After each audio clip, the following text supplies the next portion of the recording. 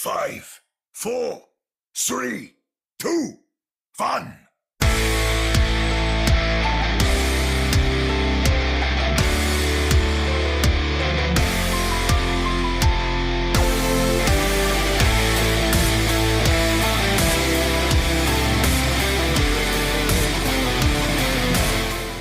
Welcome to another episode of the Ready, Set, Pwn podcast, your premier source for everything to do with the Toronto Defiant and the Vancouver Titans. I am Chris at Lightforce, the voice coming to you from the great internet beyond. Joined virtually, as always, by Sam at another Sam Chan and Omni at Omni Strife. Welcome, gentlemen. Hello, hello. It's been getting quite cold lately. Yeah. It got cold like really fast. Like it was like shorts one day and then you got to break out the winter jackets next. Hit the negatives, didn't it? Well, first briefly, yeah. Like we have this like fountain on our patio that I got this summer.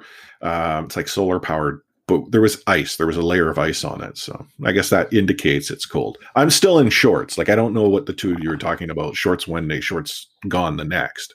I don't know about the shorts, but I'm definitely not as fancy as to have a fountain. It's like a plastic planter and a solar powered fountain I got off of Amazon for like $20. Okay. You know, it's probably acting as like a Chinese intelligence research device and spying on me too, for all I know. Because that's how you're getting all the calls, right? Yeah, maybe. That's how you get the juice. That's not only am I getting the juice, I'm also getting the phone calls telling me Service Canada has got a magistrate warrant out for my arrest or something like that. And the CRA as well. Yeah, that too. Man, I just have no luck. But as far as this episode is concerned, it is going to be a big one. Why? Well, we've got a special guest joining us a little bit later. We have Mario. You might know him as Super Mario 98. He is going to join us to talk a little bit about being a fan of the Toronto Defiant in our brand new fan-centric segment called The Meta. So you'll want to stay tuned for that. We're going to talk about some news that has been confirmed out of Toronto. Some of it is news you've probably already heard, but we'll obviously recap it. We'll explain what might be going on with Vancouver and then everything else that's happening within the Overwatch League as we speak. There are still so many more changes. Mm-hmm. Before we get to the payload, though, two quick things. First of all, Extra Life. The Extra Life Game Day is coming up. It's on November 7th. And you know I continue to talk about this phenomenal campaign where essentially gamers worldwide unite to raise money for Children's Miracle Network hospitals. We here at Ready, Set, Pwn are going to be taking part in Extra Life Game Day. I'm personally raising money for the BC Children's Hospital Foundation. And our hope is to hit our goal, our team goal of $1,500. It's an aggressive one, but I think you, both being a force in nature, can help us rise together and obviously achieve that goal. If you're interested in joining us on Game Day, please do so. The best way to find out more about Extra Life and Team RSP is to go to bit.ly/RSP Extra Life 2020. And if you just want to learn more about Extra Life itself, it's extra-life.org. The other thing I wanted to talk about is that we got ourselves a review. This is the first review I had in a while. And as is practice, we read these reviews verbatim on an episode. Now, I know this is a long one, so I thought I'd bring the review to the introduction so I don't forget about it when it gets down to the outro. So, this review came in from Sir Dr. JM, titled Great Overwatch Content. 5 stars. We got 5 stars, boys. Sir Dr. JM goes on to say, a great Canadian podcast focused on a great game. I love tuning in weekly to catch up on everything Vancouver Titans and Toronto Defiant. One day, I look forward to hearing them add the Calgary, insert name of future Calgary Overwatch League team here, Murray Edwards, hook me up, to their repertoire. So for those that don't know, Murray Edwards I think he owns like the Calgary Flames and like the junior hockey club. I think it's like the Red Deer Rebels. Or if he doesn't own, he's like part of the ownership group. That's the name there. And I think the correlation is that, you know, the Aquilini family owns the Canucks and owns the Titans. Think there'll ever be a Calgary Overwatch League team? Love you, but sorry. What would be the name? Well, everything in Calgary tends to be either related to oil or fire. Like that. Fire. So I kind of think they would have that. It'd be something. It could be the Orcas, because I think Vancouver actually also owns the rights from anywhere from Edmonton to Hawaii to Seattle And Portland. Maybe a little bit of Northern California too. But no, thank you, Sir Dr. Jam, for that review. As is our practice, if you leave us a review and we can find it, we will read it verbatim on an upcoming episode. One of the easiest ways to review our podcast or even an individual episode is to go to podchaser.com/readysetpwn. You can drop a review there. I guarantee we'll find it. And one of the cool things about leaving a review on Podchaser is we in turn can actually share your thoughts on social. And I will do so. Good review or bad review, I promise to share it on social as well as read it here on the podcast. But let's take no further amount of your time and start pushing that payload. Moving the payload. Join me. I love that the Toronto Defiant organizationally are embracing podcast lore and releasing big news on Wednesdays. That's right. If you happen to be online last week on Wednesday, the Toronto Defiant confirmed the departures of Nevix, Zik, Cruz, Agilities, Numlock, Surefour, Beast, Mangachu, Roki, and Kareev. Now, we kind of already knew this because of how the contracts were breaking down, whether options were not exercised and existing contracts were expiring. And that doesn't mean that this group of players is not returning, but considering the language used by the team in wishing these players well, I kind of feel it was a very big peace be with you movement. Yeah. Am I wrong to think that? No, I'm with you on that. It definitely felt like a goodbye. And then when they did confirm one player returning, it was like, yeah, that's the final nail. Mm-hmm. And that one player returning is Logix. He was announced as being re-signed. So, one might say, well, no, maybe Logix is the only one who is willing to put pen to paper yet. The other players are looking to explore their options. I don't disagree, but then I would think the Toronto Defiant would follow a very similar formula to what we're seeing from the Vancouver Titans as it relates to the question mark that is Shockwave. We're not saying goodbye. We're not saying you're back, because right now we'd like you back. We just don't know if you will be. I can't help but feel a little bit sad for this second season squad, or I should say third season squad for the Defiant, second for them. It was a good idea, but I do consider it being an improvement over the anemic inaugural season roster for that team. But you don't want your peak to be like close to the bottom of the standings, right?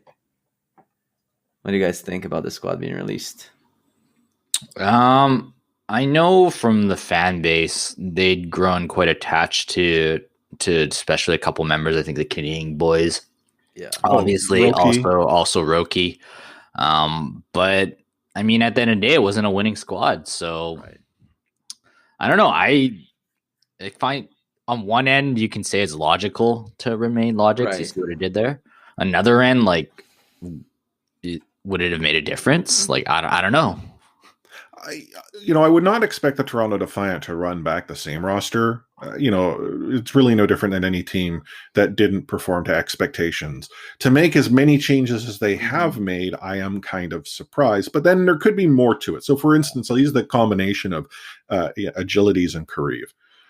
We talked about the acquisition last season as if it was a package deal where the Defiant wanted one and took the other to make that happen.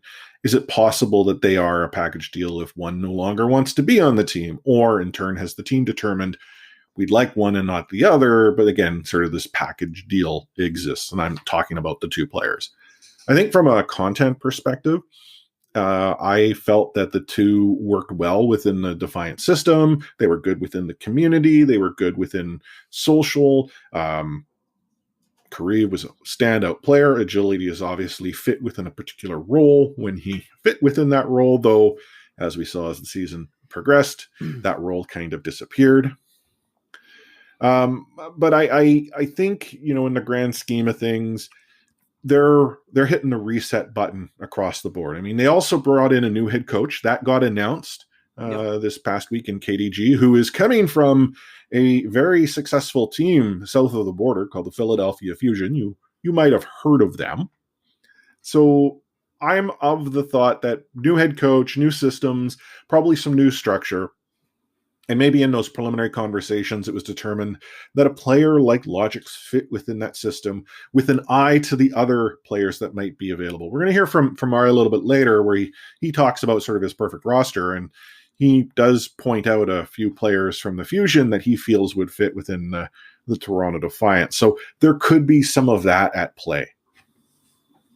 Yeah, I looked into KDG a little bit. I didn't know that he was coming, obviously, from the Fusion. But then if you go back a little bit, he did used to be on the staff of the Seoul Dynasty. So there I thought, he's probably from Korean Contenders. But no, he actually started his career in European Contenders. Just an interesting tidbit. On a fully European roster, Yeah. I did not know that. I would have actually presumed it would have been Korean Contenders, quite frankly. And the other thing as well to consider, this season is unlike no other. The number of players that are available in a market in which I think we as a podcast have defined as teams running with smaller rosters. So you'll see more like the Washington Justice and the Vancouver Titans, where they have 7, the bare minimum, or like the Titans were for a week or two, 6. But you're not going to have the large roster that the Toronto Defiant had. Well, it's nice to have the bench. The bench costs money. And in a virtual environment, that type of flexibility is necessary. And if you think that there is, doubt to our belief, take a look at what the San Francisco Shock are doing. And we're going to talk a little bit about another, cut that they made that one might have suggested would not have occurred. So I think what the Defiant are doing makes sense in the context of the offseason that we're looking forward to. And now, go ahead. Sorry, just one more thing before we let go of this squad. I do feel the need to mention that I think personally that COVID had more of an adverse effect on this squad than on others. And obviously everybody was affected. But I feel like when I looked at these names again, these players have had their brightest moments in front of live crowds. And as a team, I think they would be more energized by the huge following they would have had on stage. Just feel like they didn't get like a proper run really this season. And I wish them well and soft landing in another squad, hopefully. Yeah, I think, the potential of the stage presence is one that would have been nice to have seen had it been actually possible. But again, pandemic threw a wrench into that. We already shared that Logix had re-signed with the team. KDG is coming on board. And as is probably practice, we're going to learn more tomorrow. We're recording Tuesday night, so Wednesday, as is podcast lore, when all the big news comes out. We seriously need to have a conversation with Adam. I mean, Sam, you did that. You said, dude, give us the leaks. Like, we just finished recording. And Adam said he would do his best. So I'm trying, man. I'm trying. Grinding 24/7 here for you guys. As for the team out west here, the Vancouver Titans, well, they continue to exist. Do we have like I don't know, tumbleweeds animation? I mean, they have more players than most of the league. That's true. True. They have 3. You're right. They have more players actually than the Toronto Defiant right now. Again, it's weird. Like, I guess if you think about what the Titans did, they decided to keep 3 players who they exercised options on. They decided not to keep 3 who they had an option on. And then they had one who was not on an option that they had no power to keep. So, again, I'm not thinking that the Vancouver Titans need to be in a rush. It's just an interesting space that they live in. I actually went and looked at their social media to see what they're talking about.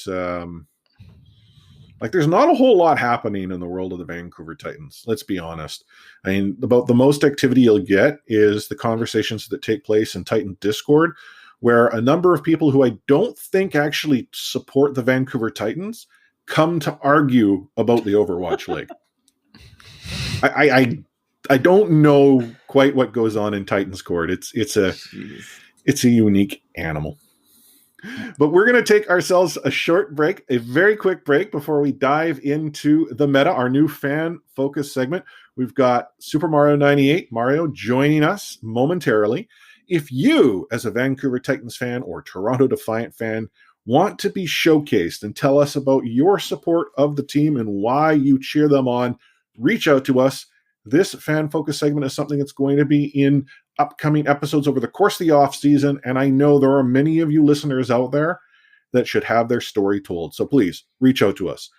We'll be right back. Mario's going to hop in with me, and we'll dive right on in. Hey everyone, Extra Life is looking for gamers. Extra Life from Children's Miracle Network Hospitals raises money through gaming of all kinds. Every dollar raised stays local to help our children's hospital when they need it the most. Play games any day and fund vital life-saving equipment, charitable care, research, and more. For all the details on Extra Life, go to extra-life.org. Connect with thousands of other gamers. Play games, heal kids. Extra-life.org.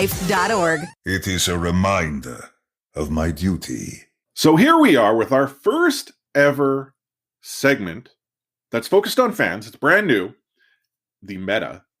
And I have the pleasure to be joined by Mario, who you might know as Super Mario 98. If you happen to be a Defiant core, you have to be online. You have to be a member of the Toronto Alpha Flight. If you happen to go to any Toronto Defiant events.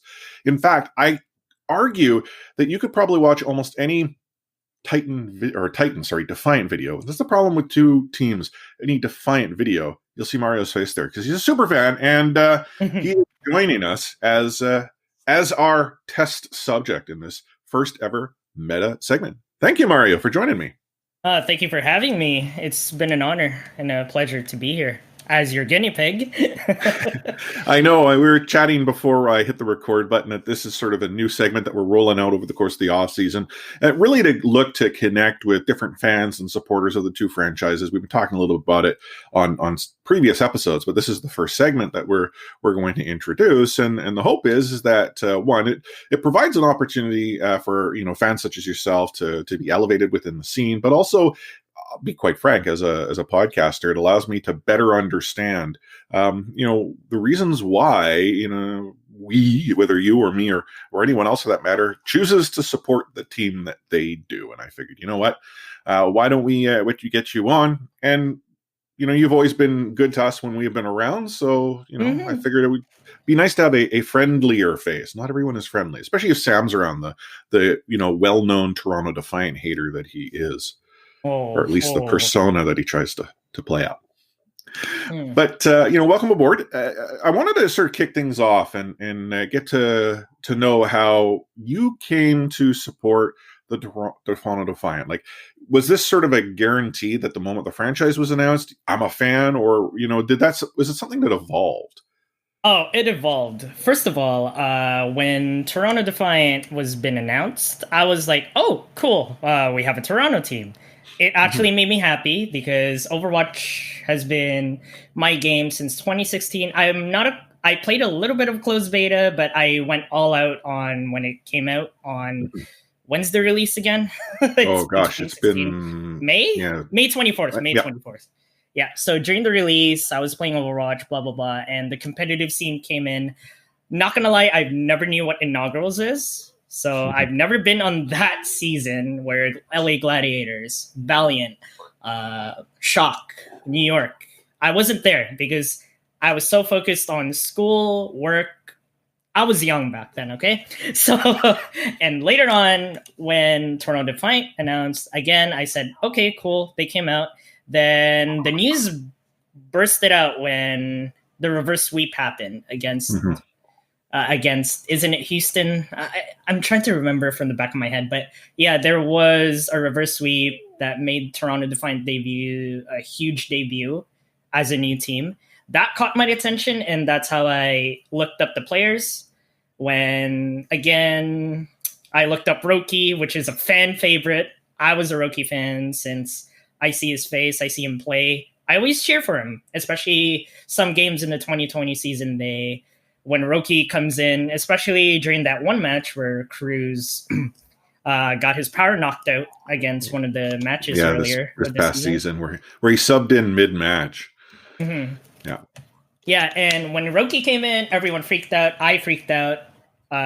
Root Bear freaked out. Everyone in the Defiant Discord freaked out because Roki is finally playing. Because it's this season hasn't been for Roki's plays because I haven't seen him play. He only played like 2 or 3 times. And okay, back on topic. Again, I lost interest in Defiant on season 1 when, sadly, sorry for the people who are Defiant fans of season 1, when they had their huge loss streak, and their records are going down and downhill, I lost interest. And okay, so that's where I stopped focusing on Defiant, and I started working on school and work again.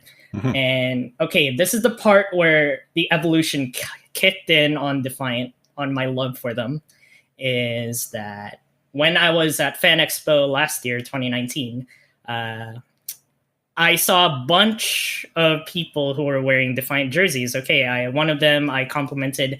I think that was Kraken, I believe. Shout out to Kraken. He's part of our Defiant Discord. He goes in comes in, comes out in the Defiant Discord. He's a busy person. I seen him a couple of times. He was there at EGLX as well. I'm gonna get to that later. But yeah, at the end of Fan Expo, me and my friend were heading to the TTC. And I noticed one woman wearing a Defiant jersey. I was like, oh, Toronto Defiant? And she's like, yeah, you into them? Yeah. That, my friend, is Chloe herself. That's her. Shout out to her. Because she's the one who introduced me with the Discord, Alpha Flight, and everything else until this day. That's how I ended up with you guys, because of her. Like, so really, what you're telling me is I should have had Chloe as the guinea pig. Well, maybe, but she's busy right now. So, yeah. But yeah, you can ask her to be a second guinea pig. But no, how many Defiants do you have? Yeah, the honor does go to you, and it's definitely going to be a badge of honor that you're going to be able to wear. It's interesting to hear about that journey, because I mean, we think back to sort of last year, and I'm going to talk about last year. I'm not talking the immediate season previous. Vancouver and Toronto came in to the picture as sort of your Canadian bookends. And at the start of the season, both teams started to sort of exert authority. I think the Vancouver Titans were expected to be a banger of a team simply because of the acquisition of the former Runaway squad and how well they had played within the meta. And then Toronto had a collection of really good players, and things served well in that first stage. But then I'm trying to think what match it was where I think Toronto started to almost trail off. Because when Vancouver and Toronto finally met up, it wasn't as close as people might have expected in those earlier matches. Vancouver obviously went on a significant run throughout the season before meta shift stage 4 started to see them falter, and then eventually falling to the San Francisco Shock. Toronto, however, had a rough run. It was as if the Goats was no longer the team's friend, or maybe the teams that they were playing had sort of figured it out better, but obviously a rough year. Then we come into this season, and Toronto did better than what Vancouver had actually done. But in fairness to Vancouver, I would not recommend teams hitting the reset button hard, getting rid of an entire roster, and starting fresh. In the middle of the season. Whereas the Defiant, we had Adam join us, and he was talking about how the roster was built to be really a stage team, stage presence, team that builds off the atmosphere and the energy of the fans, and pandemic obviously put that on shelf. But I do find it interesting that evolution took place through the off season between season 1 or season 2 and now in season 3. So, you had said you'd played Overwatch. Overwatch was your game, but really the Overwatch League was just more a passing thought until you met, was it Kraken and Chloe that ultimately... Yeah, Chloe mostly introduced me to the community. Kraken is just like, I never knew he was part of the community back then. But yeah, again, shout out to her. She's the one that I really had to be thankful with, because she introduced me to these amazing group of individuals of Alpha Flight, Defiant community. And yeah, also she's also the mod, recently became a mod on Defiant Discord. You can see her face once in a while, but you can see her in the mods active section on Discord. But yeah, she's a really wonderful person to meet. I really appreciate her for introducing to the community. Without her, without me seeing her, I wouldn't be here with you guys right now, because and especially my passion with Defiant kicked in because it's our home team. I live in Toronto itself.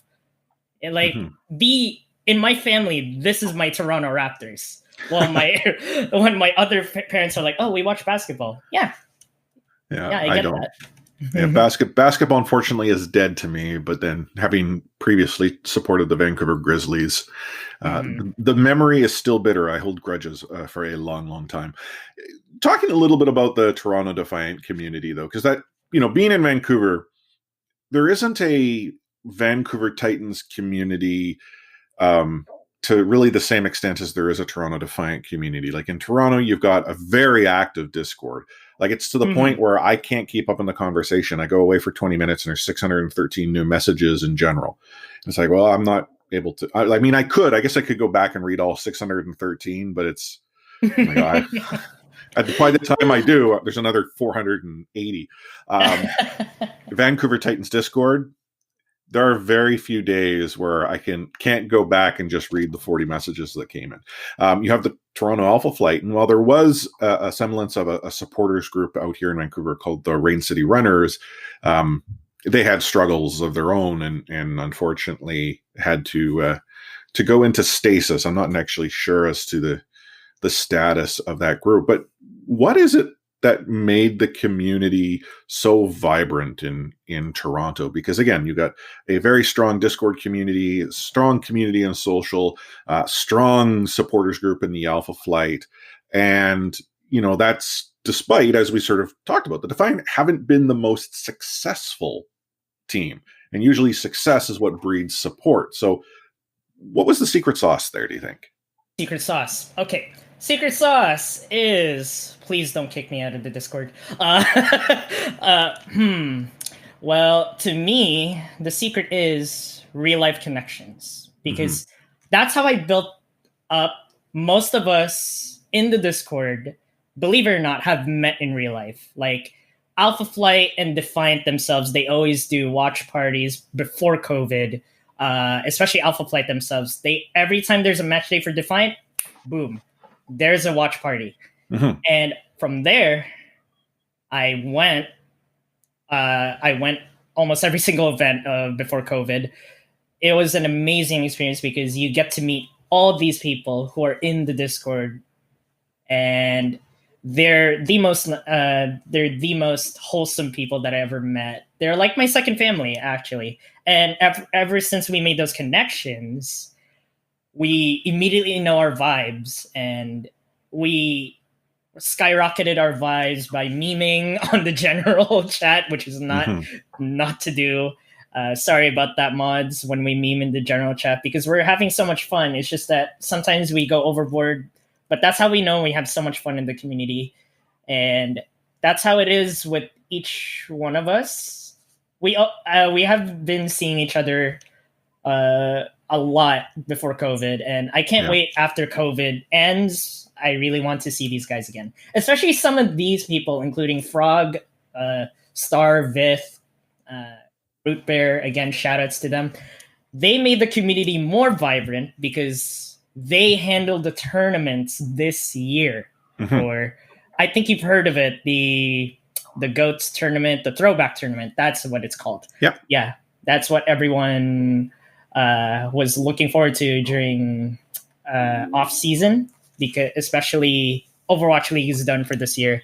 Yeah, that's what they're doing, and so far they haven't planned it yet, but I'm looking forward for more planning before the next season comes in, like another tournament for the fans, like Pugs, Arcade, anything, because we're building a lot of connections, and that's why the community is always so vibrant, because we're always having fun, and we have the same exact passion. All of us, we love Overwatch, we love Defiant. Not just Defiant, all of us love other teams as well. So yeah, we connect through those passions as well. That's how we got vibrant as heck. Yeah, I mean, it's something we've talked about on the Ready Set Phone podcast here, is how vibrant this community is.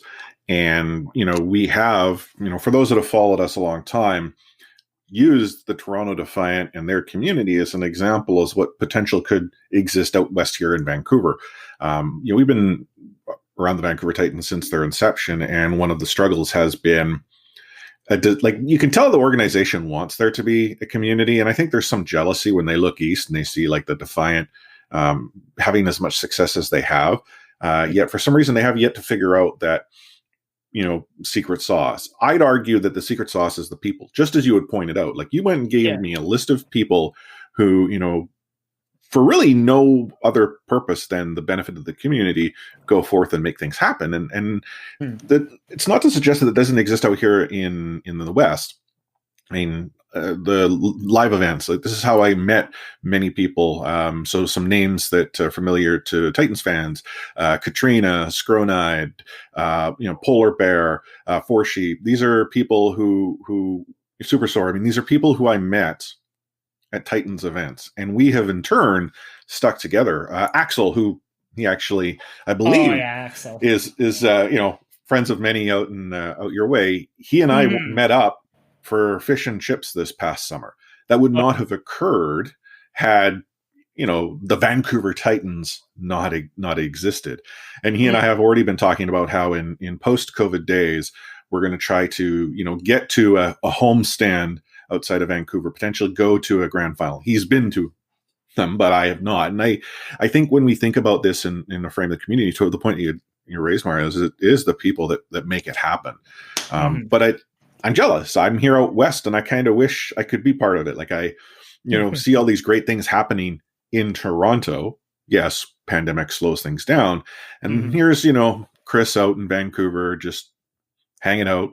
It's like I don't know if you've seen the meme from Silicon Valley where Jared's like looking through the window quite sad. That's me. It's just the Rocky Mountains are the window. Talking a little bit about the Overwatch League in general. I mean, you've been a Toronto Defiant supporter. Have you followed any other teams, or has it just sort of been Toronto? As you said, they became your Raptors.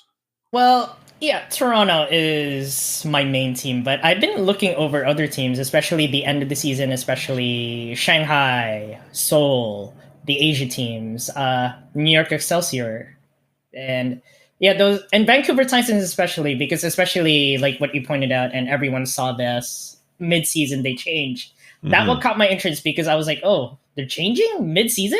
I'm like, what? I was like, then that caught my attention, because I really want to see Vancouver Titans performance from the new people that you just got this season. Not gonna lie, they improved a lot, especially at the beginning. It was kind of rough because they're new, and especially when we were watching the Vancouver game, we were like, who are these people? This is not Haxel, this is not Runaway, this is something else. But I have to give it to you guys, including the Vancouver Titans. You guys improved a lot. I saw it in your eyes. I saw your games. You actually, didn't you guys almost beat us in Battle of Canada? Like, yeah, you so almost did.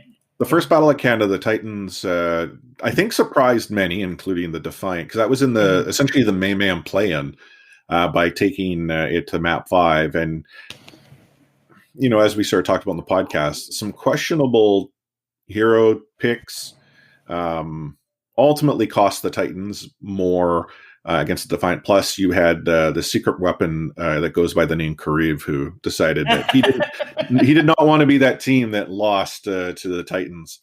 There were, he was unbelievable. But that was sort of where in Vancouver the brightness started to show. And one of the things I think, looking from afar as I watched the Defiant, is there were similar struggles.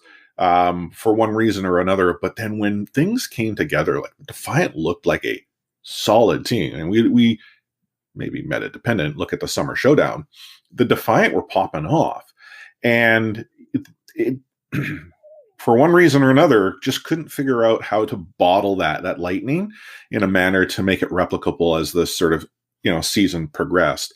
Whereas I think where you look at where Vancouver was starting from a point of, complete reset. Who are these people? I think it was McGrady who tweeted out that could this team even beat an open division team?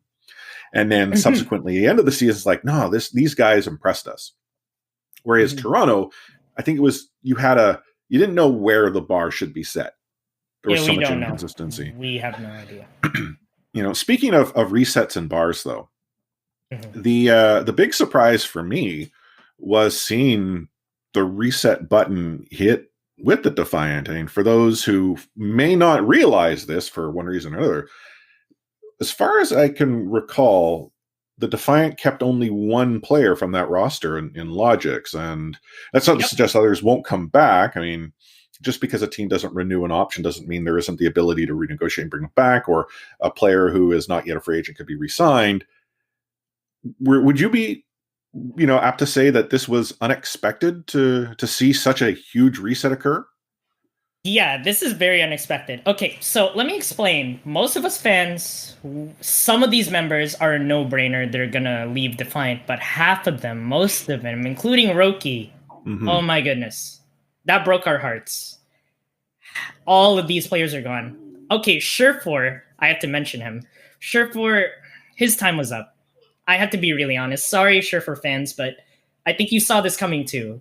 Like, he's not up to par compared to his inaugural season and before inaugurals. Like, you see the meta changes every single year. You have to understand, they have to adapt, overcome, and be with the meta of Overwatch League, including now. Oh, wow, there's another announcement. Oh, really? See, so some background here. Mario and I are recording on the weekend. It's Saturday right now. Our episode's going to go live on Wednesday. So there have been some announcements today, and you said there's another one? Nope. Sorry. I thought it was a player announcement, but we do know we have a community movie night coming on the 31st. So I actually thought we have another announcement. But yeah, back to the announcements and the players. Yeah.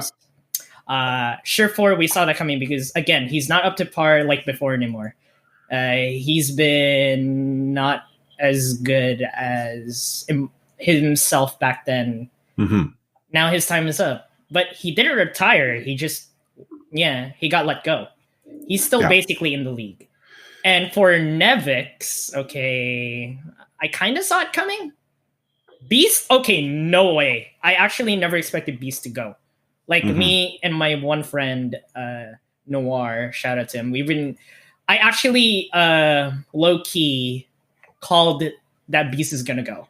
And he's like, no way, it's like an Ivy. Like, Ivy, he used to be Season 1 Defiant. Look at him now, he's at Philadelphia Fusion, one of the top DPSs. And wow, we were really scared to see Beast go because we're kind of scared. What if he actually becomes better with a different team? It's like Ivy all over again. And they possibly he may be one of the top tanks in that upcoming feature that we're going to see in 2021. Kariv and Agilities. Oh my goodness. Of course they both left because they're basically a package deal. Because it's like where Agilities goes, Kariv follows. Or you can say that another way around. Sure. I'm pretty sure a lot of fans of Kariv, Agility, Surefour just left the Defiant community and they started switching sides, which is also always a thing. Because everyone loves them because they're really good with the community. They have the memes. They have that good-looking plays, chemistry in game. Okay, for Roki, that is the big hit that we took because he's our community favorite. Like, he is one of our best Defiant members to be with the community. And if you guys don't know about this, who's listening to the podcast right now, we have a Roki fan club that's been established by Sai and Frog. Shout out to those again to Frog, but this is the shout out for Sai. They're the ones who actually made the Roki masks. I mean, the Roki key face masks with the things. Roki even brought it on the Season 1 stage because of these two. Without that, man, the Roki fan base wouldn't exist. But because of Roki's vibes on the team, he has this really community-eccentric vibe that we connected with him immediately. He even looks adorable, guys. Come on now. Like, he's an adorable team member. And the way he talks, I've been in his streams too. I subscribe to him. I sent him bits on his birthday. He's such a good guy. Like, come on, you can't resist. Yeah. But yeah, and Logix. Okay, we were scared also. We thought he was gonna leave, but Logix, you see his performance, amazing as DPS. He popped off as Widow, McCree. Those are his top 2 players, heroes. Wow, he actually amazes. So good thing for OAM and the Defiant to keep him, because this guy has a lot of potential. He has been performing amazing compared to Surefour. To me, Logix is better than Surefour at this meta because he's been performing a lot and he's been popping off, clicking heads. Also, I forgot to mention the Symmetra moves that he does, like against some high-end teams like the Shock, which is like the Shock and Fusion, where he did the teleport thing and he microwaved the heck out of them. Wow, good thing they kept them. So that's good. Yeah. I mean, we did see some adjustments throughout the season with the Defiant. Obviously, the departure of Jay and Feifei probably threw a big wrench into really the performance of the organization, but that has also contributed to the reset. And one of the announcements that was made today is that there is a new head coach coming on board in KDG, coming up from the Fusion, speaking of Philadelphia previously. What are your thoughts on him coming into Toronto? Is this an organization that's saying we're now all about business? And I'm not going to maybe suggest that wasn't the case before, but when you hit a reset button as they have, where most of the players are essentially let go. Right now, Logic's been on return. You have a coach come in, and generally within esports, the coach has an idea of the system that he or she wants to implement, and you would obviously build the players into that system as opposed to system into the players. What do you think this means for the Defiant? Okay. Oh, man. So, KDG, big pickup. That's all we're going to say, because you've seen Philadelphia Fusion's record this season, regular season. 19-2, then he moves on to Defiant. What Defiant is saying is like, okay, we had to increase the performance instead of business. Because again, you mentioned Defiant this season was like a stage team because they're filled with like community filled players, including the Overwatch League itself, because Surefour was up there on stage, and Agility's Kariv. Like, those are the main stars as of Defiant during 2020 season. Since KDG comes in, we're going to have a huge performance boost, hopefully. I'm not going to be 100% optimistic yet about our performance because we don't even have our roster as of yet. It's only Logix so far. We're just still waiting for the next round of players that is announcements that's going to be up in our Twitter feed, Discord, and our chat of Overwatch League section. Yeah. Oh man, that is going to be a really busy day. And come to me, since they made that move, especially KDG is Korean, I'm guessing we're going to go to a mixed Korean Western roster. Because since season 1, Defiant actually, since stage 1 of season 1, they popped off a lot. They were like, aren't they number 3 in stage 1? Yeah, I think they are. Because of the play styles between NA and Asia. Not gonna lie, I don't know if I see this, but they're a little bit different because Asia somehow pops off. That includes Shanghai, Seoul, and other contender scenes of Asia. While NA does this, like, no offense to NA coaches, they sometimes do predictable strategies that the Asia players are like, you guys did that? We did that last year. So, yeah. But yeah, KDG should be one of our big pickups this year. Yeah. As of so far, because we don't have our players yet. So I'm actually happy for Defiant to pick up KDG, the former Philadelphia Fusion coach. And, a note to our listeners, it's possible we'll be talking about, other players and acquisitions between, the time you and I are recording and then when we record the main show on Tuesday. But I'm actually going to ask you a real tough question here. I've just learned, and again, I say learned, it's with air quotes. Obelisk is going to take a couple week vacation, needs to just get away. And you've just been made the GM of the team for 2 weeks. That's all you got, 2 weeks. Is there anything you'd look to do in these 2 weeks as GM of the Toronto Defiant? Like, are there any players you'd look to acquire? Are there any changes you'd look to make? Because you got all the power for 2 weeks here. That is a really tough question. To me, I would choose my players, because if you really want to make KDG's head coaching like pop off, you got to get the players that that has high performance, like obviously in game, and add some members to the community so you can like connect. And because like what we discussed earlier, community is also important, so we can get more fans, get-togethers, and awareness of the league. Because right now, as of is today, the Overwatch League has been in decline back then because of COVID and the popularity and other games such as Valorant. League of Legends is still a big thing. Dota 2, CSGO. But yeah, mostly ever since Valorant stepped in, you see former players like Baby Bay, Corey, Sinatra, the MVP himself, just moved over to Valorant. That's why Overwatch League is declining. That's why we need some members of the community and players especially has a strong connection between those two worlds so that we can have increase of relationships between the two, especially towards supporter clubs like Alpha Flight. Ever since we lost Roki, we were kind of clueless on like finding a mascot now, because Roki again is our mascot for the Defiant, who is the best guy and well-known member of the community. And other changes, oh man, that's all I had to think, because I've never thought of myself being a GM at all. That's why it's a very tough question. Well, thinking of players, like, first of all, this season has been surreal with the number of players that are making it to market. I mean, there's probably a number of factors at play here. One, the pandemic has impacted league revenues across the board. And I imagine there's teams that are looking to reevaluate their player contracts. There might still be good contracts to be had, but maybe fewer. Travel probably won't be a thing going into 2021. And then there's the question mark as to when the season would start.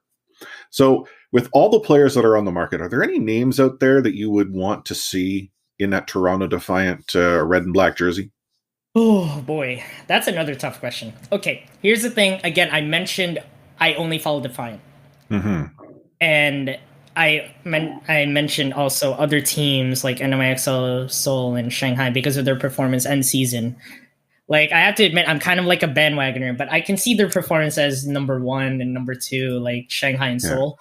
Yeah, but yeah, marketability. Oh dear Lord. Like, would you want a super? Because super is available, right? Oh, yeah, I wish super. But it's very hard to say that in reality because there's no way Shock is going to let him go for that. No way. Well, technically speaking, he's not under like, this is the thing. Like, this is how surreal it is. He's not under contract. I mean, you're right. The Shock may bring him back, but yeah. But yeah, I want to see super. That's one. Yeah. OG member Defiant. I want to see Ivy back. Okay. But I know Philadelphia Fusion is going to be like, yeah, Defiant fan. He wants Ivy back because he performed well. Hey, man, that's true. And he's one of our OG Defiant members. He's also a fan favorite as well because Ivy's interaction with Roki as well is just amazing. Especially they're like close friends since Defiant. Okay, that's Ivy. Sadly, Sparkle retired. I wish Sparkle was in Defiant, but he retired. That's another one, but that dream is gone because he's gone. Another one should be, if he was still here, Sinatra, but he's in Valorant right now. But yeah, I wish he was up there. Sinatra is another one.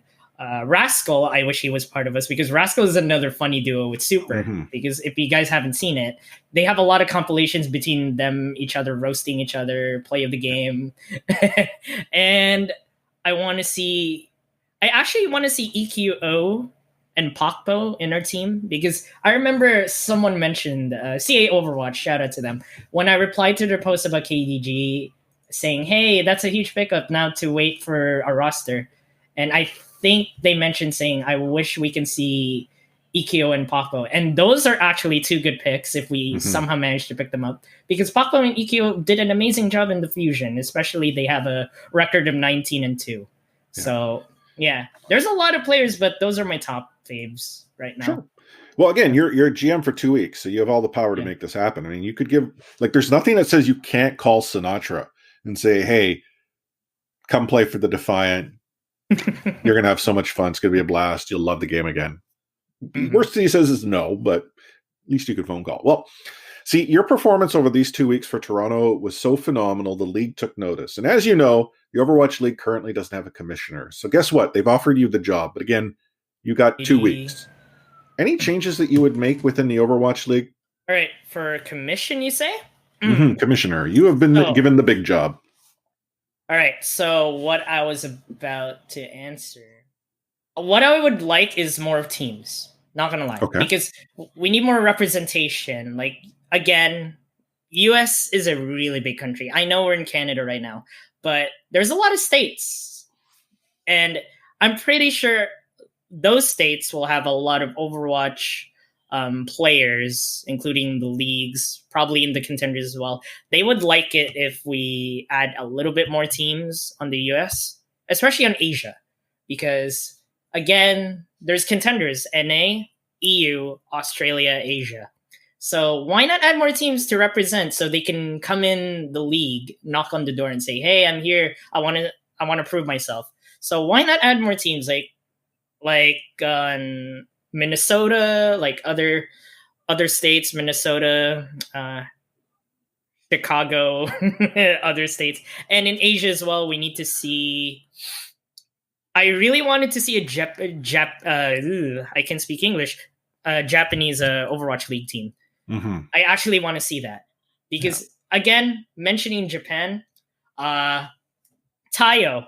Tayo is the first Japanese Overwatch League player, especially he's part of Shock. Man. Oh, I forgot to mention that he should have been another marketability opportunity for us from the previous question that you mentioned. Yeah, Tayo should have been part of my list of players to add. But sadly, of course, Shock, as we know it, keeps stacking their roster like crazy. Well, I mean, think of like during this past season, they already had a stacked roster and a stacked bench, and they're like, oh, Twilight's available? We'll just go and bring in, one of the best support in the league and just park them on the bench. They can do that since, they're Shock. I don't know what they do in their management, but dang, their management is popping when it comes to free players in the agency and other people who are looking for teams right now out of contenders. They immediately see their stats and they're like, yeah, good player. Let me get him. It's like buying candy from a baby. Like you say, oh, Twilight's free, Ty is free. Come here. Shock wants you, even though you're going to be in bench for a long time. Just stay here. It's like they're hoarding players. Like the best way to prevent you from beating us is that you're on our team, bench or not. So more teams is what you do. Is there any other change that you'd look to implement as Overwatch League commissioner? Oh dear. Okay, so. Again, this is a tough question. I won't have the best answers for you guys. I apologize in this podcast. Yeah, more teams. It would have been helpful if I sent you the questions, but, we're a tough podcast. What can I say? Oh, man. Why is this so difficult for me? Well, here, why don't I maybe float some ideas your way? Thoughts on 222? Is that something you'd keep, or might you change it? 222? I would totally keep it. Yeah, okay. I would keep it. But when it comes to meta changes, especially experimental, remember what they did 1-3-2, but everyone didn't like it because there's only one tank. Yeah. I would change the 222 meta when an experimental card like a 1-3-2 that happened before. Let's say a 1-2-3. That'd be insane. 3 healers, 2 DPS, 1 tank though. Wow.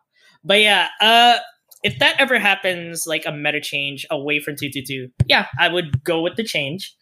But I need to commission like an experimental card for the pros themselves, especially. So they can adapt to the 1-3-2, 1-3-3, whatever meta that they're going to do in the future of Overwatch, especially Overwatch 2 is probably coming most likely next year because of the next generation consoles that is coming out right now, right at this moment. I would totally keep 222 until further notice. For benching players, okay, I would still keep it, but I would rather give a rule of actually putting them up, play at least 1 or 2 matches or sub in, because they really need to show potential. Like what happened to Chipsef at first? Well, he beat Vancouver. Yeah. He's going to retire with a 100% win rate in the Overwatch League, having played one map and 90% bench rate. But yeah, I really want him to, like other players like Chipsa who got benched, Taya who got benched, give them a chance to play, see how they play, so everyone can look at their screen and say, this is Tayo, everyone's talking about him, oh my god, no wonder they picked him. It's because when they picked up Tayo, like mentioned before for Shock, they only put him on the bench. Like, just because he's on the bench doesn't mean we see him play. He just sits there. We need to see those players who are bench play at least once or twice in the season, especially to the guys who got picked up. Like, again, Tayo, I'm going to mention a lot of his name. He's going to be my go-to name for Shock every time I say it at this podcast. But yeah, like, they really need to put up a bench player, play at least once or twice for each game day. Yeah. Like, so it can be fair for them. Like, instead of scrimming, why not play with the big leagues? If big leagues in the actual stream, so they can see how they perform and they can prove themselves. Okay, I like that idea. I'm not going to lie. One of the struggles, and I describe the Shock as hoarders, is that there are teams who have players who don't play for one reason or another. Maybe they didn't perform in scrims. Maybe they don't perform to the meta of the week. Maybe they don't perform against the team. Like, I mean, I get it. Not every player is always going to be available, but there are so many players that allegedly are full of potential, and we never know anything about them because we're not watching scrims. Yeah, we don't scrim. We don't scrim with them, obviously, and we don't watch them. And we've most likely, especially new people, have never seen him play. So why the heck not? Why the heck not? Like, put them up there so everyone can see how they do. Prove themselves in there. That's how you build up a fan base as well. That's another secret. Show a player, connect with the people who like his or her play, and dang. And also, here's another idea for commissioner. Add some female players to the roster. Like, get some gender diversity, because at this day and age, gender is like a big thing now, especially like it's not just women, LGBTQ communities. That will also increase the community wise connections. Like, heck, I've probably seen a lot of people who are LGBTQ or actually LGBTQ in Defiant, which is not a problem because they're still fans no matter what. And I want to see women playing. Like, look, they have Geguri in Shanghai. She's a female player. She's the only one. We need more. And I believe no longer under contract. Not that that's unusual with the rest of the league, but to that point, you're right. I think it would be nice to see an increase of diversity and equality within the Overwatch League. I understand that from a competitive perspective, there is this argument that, well, the number of player spots may not equate, but that to me makes no sense because there are some extremely talented members of the LGBTQ community. There are extremely talented female players. Like, I think there is opportunity here to scratch. And to your point, it's something I would love to see the Overwatch League do. Yeah. I would really want to see like other genders playing this game. Like, just because Overwatch is like most likely under like a league with male people doesn't mean it's strictly for men. I want to see other diverse people who can prove themselves. So because a lot of people who are LGBTQ and women, example, like I hate it when they get disgraced just because of their gender. I hate that. That's like sexism right there. So to eliminate that and prove themselves, bring in some women and LGBTQ so you can break that expectation limit. And heck, what if we years later, which is going to most likely happen, we're going to get like the first MVP who is a woman or LGBTQ wise player in Overwatch League history. That would be an amazing feat in gaming history because, you know, not a lot of women are well known to be like good because the media keeps backfiring them as the worst. I'm like, I hate that. I'm like, no. Because you always focus on the negative than the positive. Okay? Mhm. I would do that. Yeah, I think, you know, that's an episode unto itself when we think about the current state of really the game, whether it be ladder in game or even on the professional side. Like here at RSP, there were some misogynist comments made earlier this season, and there were a couple of Titans players that seemingly, you know, supported those comments. We reacted quite strongly to this happening. And the problem for us is that can easily happen. So there needs to be leaders within the community, within the scene that do speak up, that stand out and ultimately say that that's not acceptable. That's, I think, part one, but, you know, subsequent parts are finding the opportunities for those to represent what is currently many underrepresented demographics within the game. Like you have, I mean, I have a young daughter. I would love for my daughter, if the Overwatch League's still around when they're playing Overwatch 4, for her to be a league pro. I got no problem. Like if she loves it and she wants to do it, I want her to strive to do whatever she wants to do. I don't really care what that might be. And that's where, to have that happen, what we, I think, as supporters, what we as fans, what the league does now today is laying the building blocks. There is no reason that it can't happen now. It probably should have happened a lot earlier. Yeah.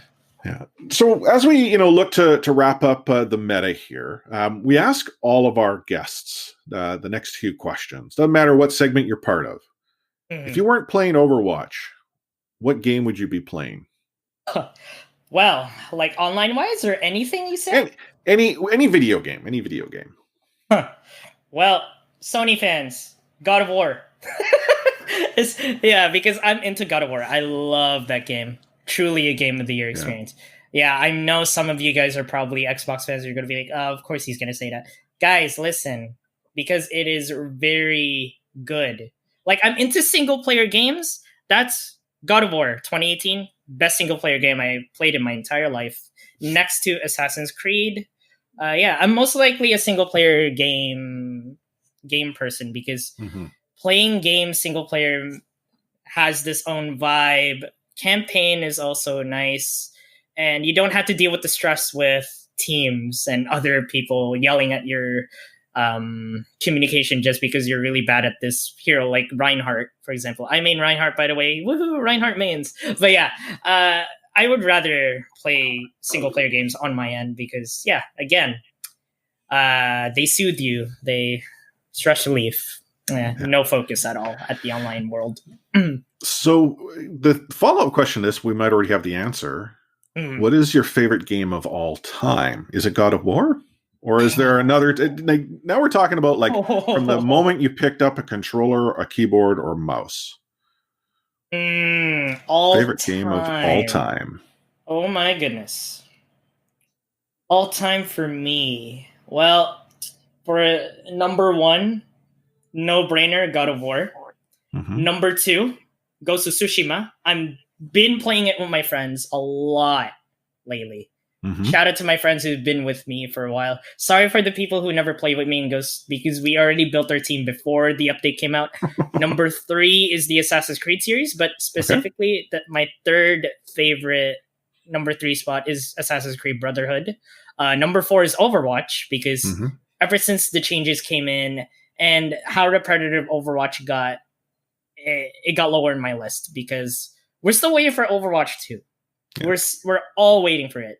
But no doubt they're going to release it. Again, I mentioned this before. They're going to release it on the next-gen console in years. So it's going to come out next year, guaranteed. Because there's no way in heck Blizzard will keep it longer away from us. Well, I was hoping it would come out this year. I have a bet with Sam because I thought that they would launch it with the next-gen consoles. It's not. I can't imagine it coming out this year.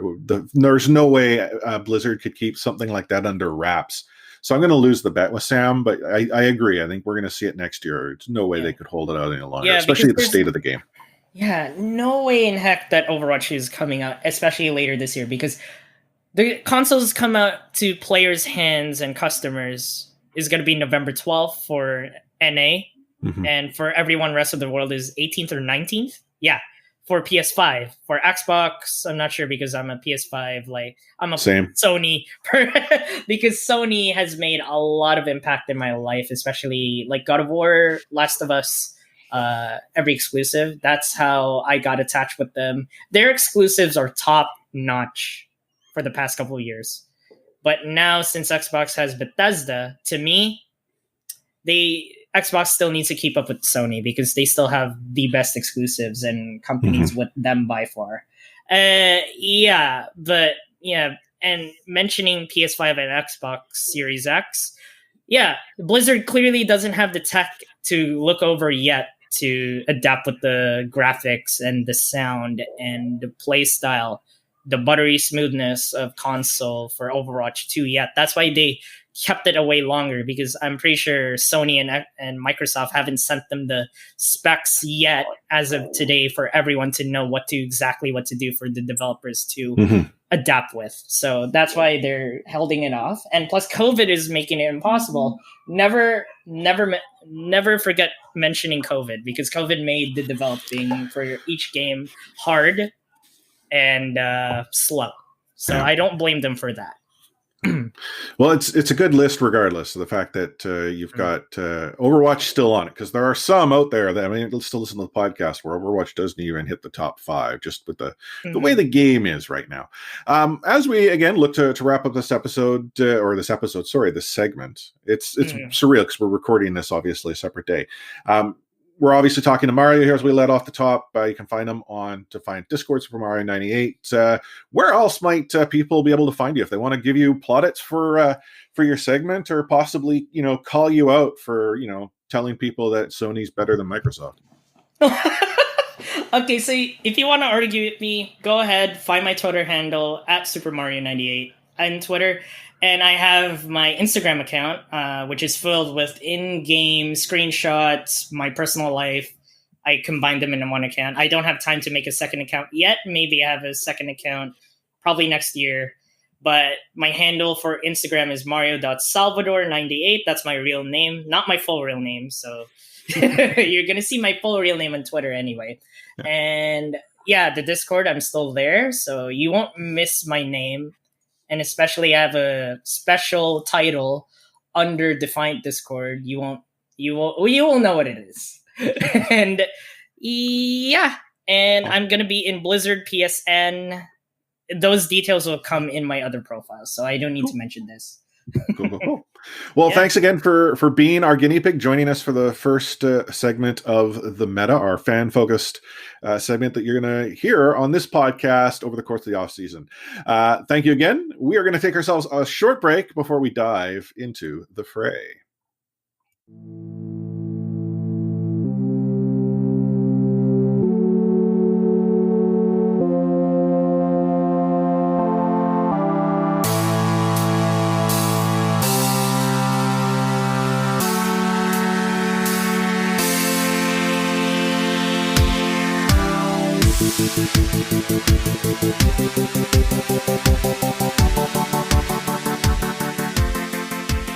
Back into the fray. When I hit record with Mario, and actually before I did that, I'm like, we'll probably talk for about 20, 30 minutes. 45, 50 minutes later, I mean, it's such an interesting conversation that I had with him, and how much energy he's got. Like, you think about his journey in the first season of the Toronto Defiant, season 2. He wasn't all that invested, and then goes to a few events and like, blammo, this guy's all in, and the passion is there. I genuinely wonder how many other people out there are like Mario, where you have this sort of ignition, and then compare it to where a team like the Vancouver Titans have existed, where that spark has outright disappeared. So I think if teams listen, and I know they do, I think Mario is telling you the juice you need to know to really activate with your fans and drive home how important it is to not only connect with them, but drive the community forward. Yeah, tough act to follow for the following participant. Well, Mario set the bar. I mean, he was the guinea pig, as we talked about, the premier guest in the meta, and we plan on running this segment, throughout the off season. But let's get us into the fray. As we let off the top, there were so many more changes. Well, actually, not that many, but I wanted to run with that theme. So let's rapid fire go through the cuts, and I use cuts loosely. Some cases, the player and team mutually parted ways. Some was team focused and others might have just been player. We'll start off in Philadelphia, where KDG, as we've already heard, left Philadelphia. He's now going to be coaching in Toronto. They also announced that the Boombox and, oh my goodness, Chipsa has been released. Chipsa, he is going to finish his Overwatch League career with a winning percentage of 100%. The GOAT. Yeah, I mean, put him in the Hall of Fame if they happen. I mean, that's a franchise player right there, right? Yeah. Hey, it's something I've learned as a Vancouver Canucks fan. If you acquire the players that beat you, sometimes it works out. So maybe the Titans need to give him a call. Washington has cut Roar, but had also made some changes. You've got the Excelsior cutting Nene, Huaru, Hotbot, Bianca. They officially shared Hawk Soul's gone, but we already knew that. Paris cut Smex, Fielder, No Smite, Abe, Levi, 9K.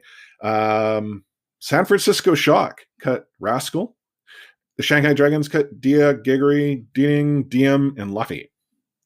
Now, there have been signings and acquisitions. The first one are the Dallas Fuel, who last week were the Dallas Dohas. They now are building a team. They acquired through a trade with Paris Sparkle and Handin, and they signed Rush as their head coach previously of the Paris Eternal. They've also gone on to sign Fielder and Repel. So from Dallas Dohas, they became the Dallas Eternal almost. Well, and Halo, who has decided to show back up in the Overwatch League scene after a self-imposed isolation due to getting one of his leaks incorrect, was the first to go and suggest that that's taking place. I'm genuinely curious. Who do you think talks to Halo? It's unclear. Halo's I bet wife? some of the players. Well, I hope. Well, no, and I Keep that bubble tight, right? I genuinely wonder, because there is probably no singular source of sources say in the Overwatch League scene that consistently has juice across the entire league. Multiple sauces. Yeah, there's like a number of different outlets that have juice. And I'm not going to suggest there's only him. It's just that he gets a lot of the juice. Now, as we've learned, some of that juice has gone bad. It's not all good juice. But I would argue that a lot of the juice he gets is bang on. So I'm genuinely curious who he gets to talk to and why don't they talk to us? I'm always for it. I take bad juice over no juice any day. you just need that juice. You're a thirsty guy. So what you're saying, they can throw the Clamato our way and we'll be okay with that. Hey, the Clamato is great. How you feel about beet juice? You know what? I made the mistake of having that once. Yeah, don't forget about it after consuming lots of beets. And then going to the bathroom and then okay, that's not that type of podcast. The causes for how you're going to die in the next month. I was wondering if you'd go there. Not that type of podcast. No, I was scared for that one day. Oh, back on track. The Philadelphia Fusion signed 9K, who was previously the GM in Paris. There is now the head coach there because KDG is no longer there. The Hangzhou Spark officially signed Shy. Washington signed Mag as well as re-signed Decay, which is interesting because Decay only signed with them for a 2-week dealio, and now he is staying around. Houston signed Dante, and then Gladiators they signed Tidola as an assistant coach. And there might have been more moves that might have occurred late. I never even thought to check before we hit record, but we're now at least starting to see more signings, which is good because there was, I think, some worry, if we think about it, last week where all these players and coaches are just being announced as gone. But then as we shared, it's important to look at the calendar and how the Overwatch League calendar works. The actual signings could not take place from a free agency perspective until free agency opened. You could only re-sign players who you already had the rights to, or players who had no rights within the league. But now it's wide open, except for the 2019 options that weren't exercised and the contracts then, because they have some weird date messed up. Who knows? It's the Overwatch League. Can we have a moment of silence to the legendary Season 2, Stage 3 winning squad for Shanghai when they triple DPS there all over the San Francisco Shock Goats? Well, and they also tripled DPS their way all over the Vancouver Titans Goats, who then tried to DPS and then Goats did again. Well, I didn't want to bring that up, but okay. Yeah, I get that Shanghai is making the adjustments they are. And one of the things they had shared in the announcement is that they had players that were on essentially a bench, scrimming, but weren't finding their way into the main roster. I think it was a combination of the team wanting to shrink the size of the roster they had, but also players themselves wanting an opportunity to play. Yeah.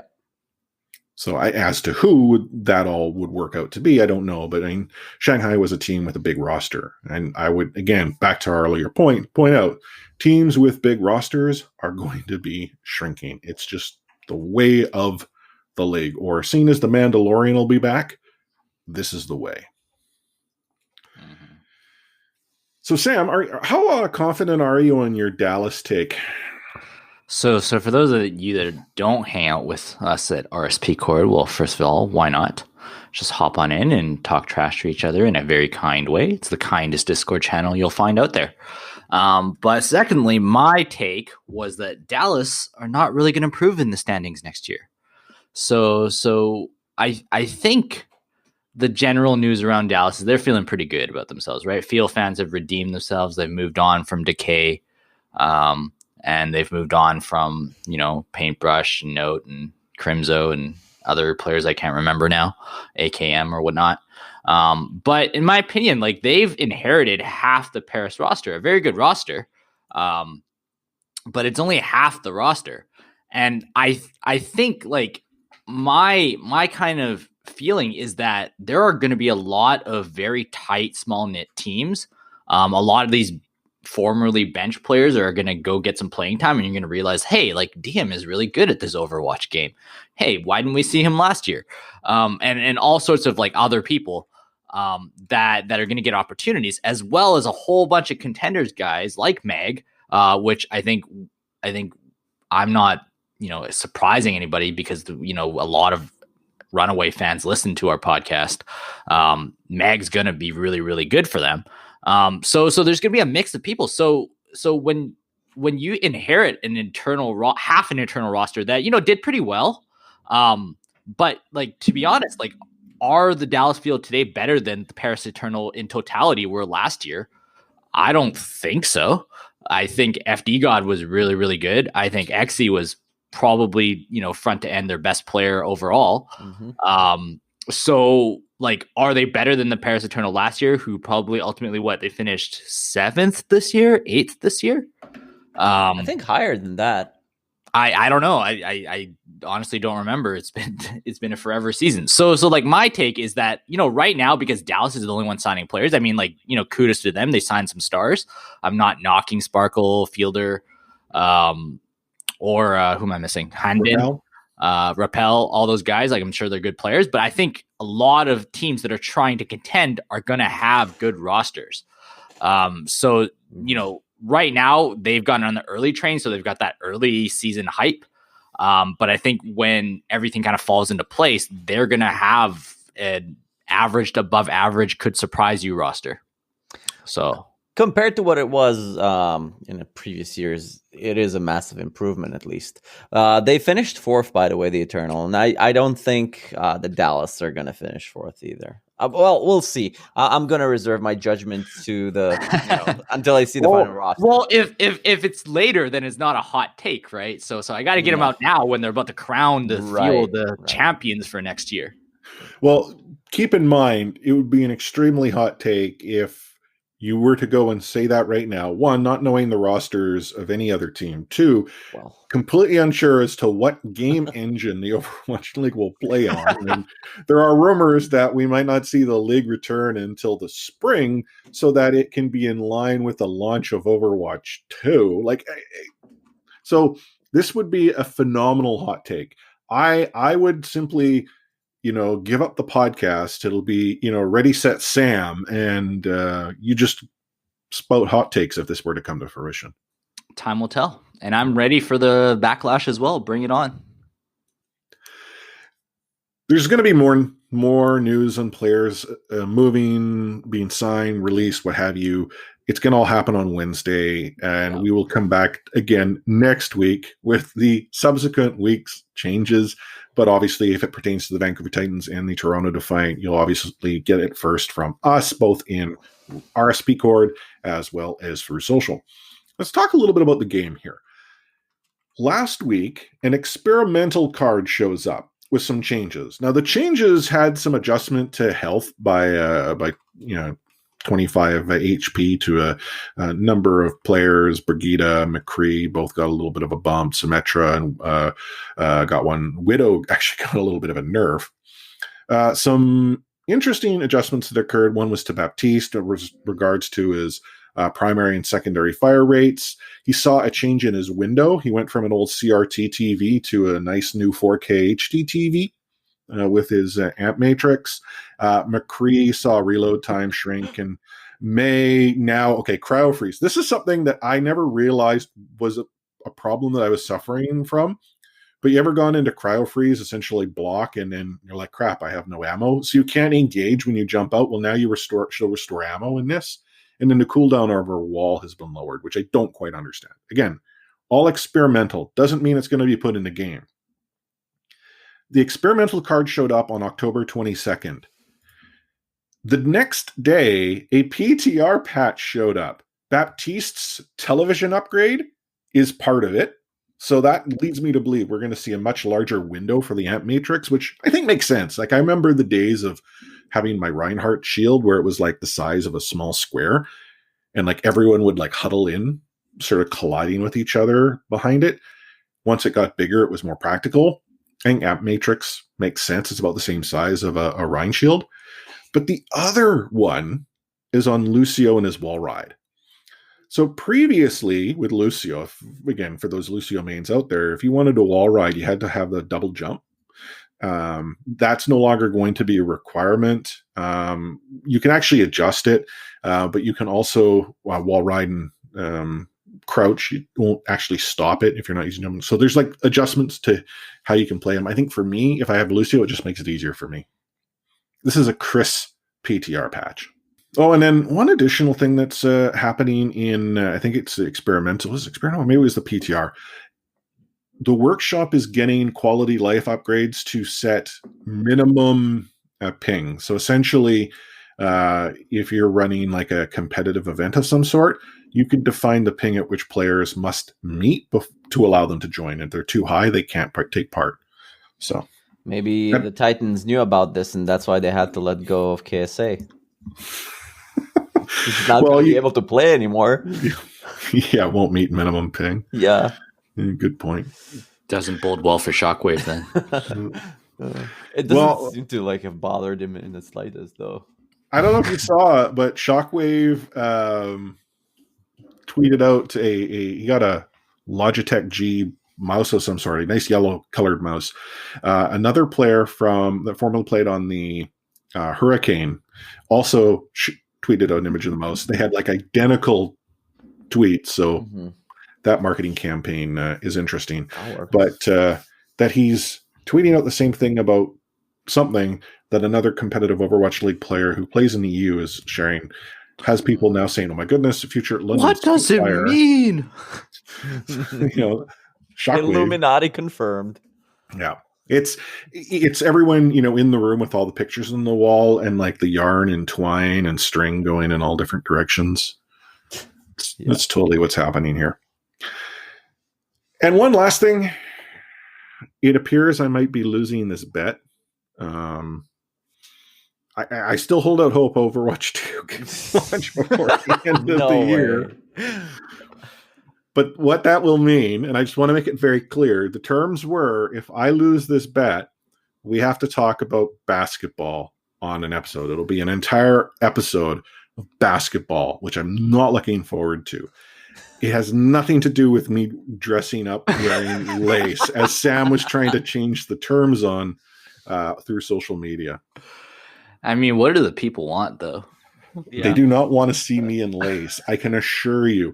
In fact, if there were any new listeners that we had up until this moment, they're now piecing out on our podcast for fear that somehow they'll be forced to see Light Force and lace. I'm not lace force. Trust me. My wife does not want to see that. I mean, it's a long off season. We got to do something. Yeah, that's not it.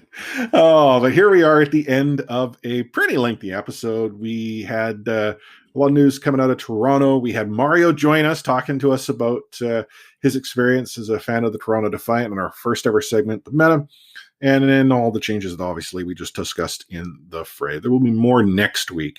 And as a reminder, after next week's episode is Extra Life Game Day on November 7th. So please, talk to us about it. We want you to take part. We're looking to raise money for Children's Medical Network hospitals, myself specifically, the BC Children's Hospital Foundation. Omni, I think you're taking part. Sam, you might be. I haven't quite got you to pin down, but I know there's a few others in RSP Cord. It's a great campaign. It's year long. So if you can't make it out to Game Day, do not worry. We can maybe have some other Extra Life event leading up to the end of the calendar year. But please check it out. And to learn more about Team RSP, it's bit.ly/RSP Extra Life 2020. We also talked a little bit at the top about leaving us a review. Please, if you can, let us know how our podcast is. If it's a good review, we read it. If it's a bad review, we read it. I don't know if Sam will, do a cross-check poetry or anything like that. But there are always things that we want to do to recognize those that let us know how we're doing. And again, what we can do to make that happen. Maybe if you have an idea, drop it in a review. We've talked about RSP Cord a lot. You should be in RSP Discord. If you're not, go to discord.io/readysetpwn. Right now, the topic that seems to be talked about nonstop has everything to do with new GPUs. I had to create a darn channel just to get that conversation out of general chat. So you can talk about the new PC you're building or any questions you might have in Torb's workshop. But that is obviously the hot topic, and that's more to do with the fact that the Toronto Defiant and Vancouver Titans haven't been up to a whole lot. But again, we talk about the Overwatch League and Overwatch, other games as they happen. And here we are at the end of a pretty solid episode.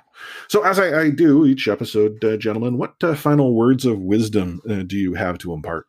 I have seasonal words. And yes, I can see that leaves are falling, but we're not calling summer heat or winter rain, are we? Please use the word autumn. It's a great word. Autumn. Yeah. I can't even say that word. Too Canadian. Too distracted by the leaves falling? Yes. As for me, when I grow up, I want to be Super Mario. Oh, you've been sitting on that probably since I shared that he was joining us, haven't you? Yeah, it was like a month ago. Mario, that was Sam. Remember, as I said, known Toronto hater. You can obviously send hate mail his way. Final words from me. Final words from me. If you are enjoying the Halloween weekend, please stay safe. Obviously, it's a completely different Halloween than we're accustomed to. But if anyone's getting out there to light, pyrotechnics, do it in a safe fashion. If you are hanging out with friends or family, keep it small. Wear those masks.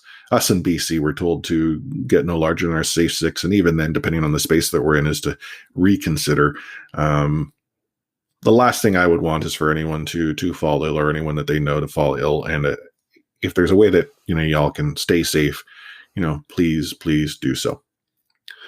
But on behalf of Sam, at another Sam, a Chan, Omni at Omni Strife, myself, Chris at Light Force, we've reached the end of a long episode, so I'll just leave you with this. Catchphrase.